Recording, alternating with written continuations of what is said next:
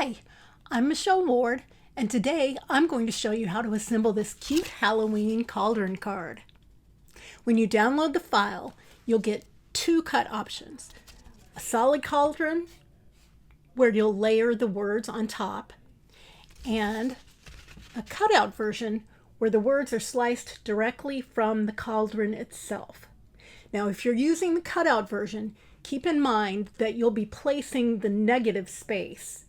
So any holes in letters like A and D are teeny tiny. I recommend using vinyl with transfer tape for that. It makes it much easier to manage. Let's get to it. I wanted to use this gorgeous glitter paper, so I tested both versions. When it came time to assemble, I realized I hadn't added a guide for the potion placement on the base cauldron. So you'll notice in this video I had a little trouble lining things up, but I fixed that in the final file that you'll receive.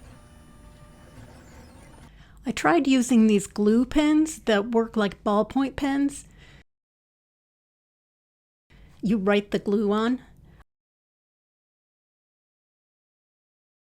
It went on smoothly, but sadly, it didn't stick well to the glitter paper. Once I had the top bar with the spider and the bottom bar in, giving the cauldron a little structure, I moved on to working on the potion layer. You'll see here I had a little struggle getting it into place without the guides on the cauldron. At this point, I decided to go ahead and glue the cauldron in place.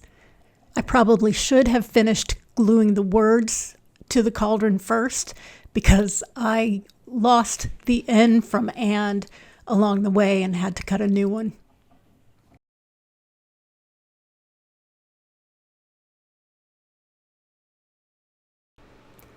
And we're back to the glue pens. I tried to use them to glue the word cauldron, but the glue dries too fast to do it all at once. I ended up starting with just the C, which made it tricky to apply glue to the rest of the word.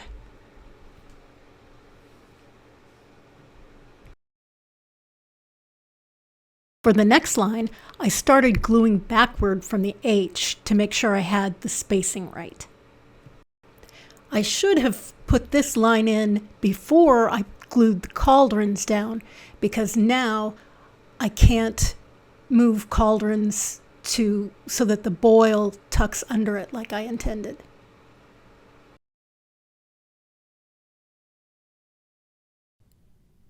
The words on the cauldron are pretty delicate, so you might consider vinyl if your machine struggles to make these small cuts in paper. Vinyl with transfer tape would also help with placement. You can see I struggled to get the T placed correctly.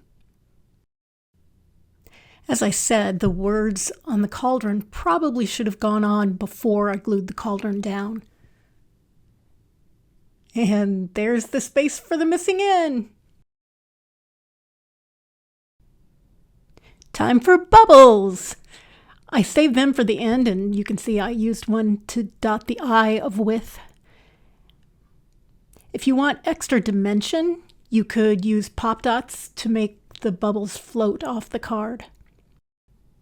I did use pop dots for attaching the entire design to the front of the card, as you'll see in a minute. That gives it more presence. And here's the brand new N. I actually found the original one after I was all done with the card and cleaning up. The final step for me was attaching the design to the front of the card with pop dots.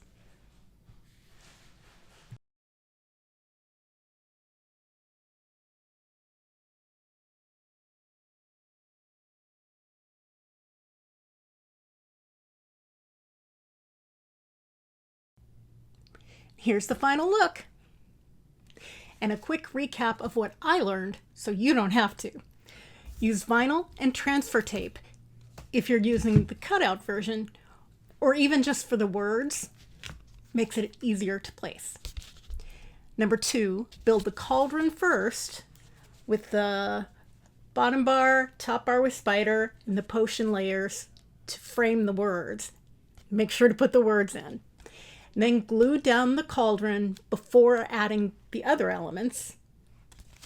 When placing the top words, either use transfer tape and align them with the H, or if you're not using transfer tape, glue the letters down in reverse order, starting with the T. And then add cauldron last so that you can tuck it over boil. Finish with the bubbles using pop dots if you want to. They're a great option. And then you're all done with the front of your cauldron card. You can grab this file at michellewarddesigns.com or in my Etsy shop. Links are below in the description. If you enjoyed this tutorial, don't forget to like and subscribe for more adventures in crafting. Thanks for watching and happy Halloween making!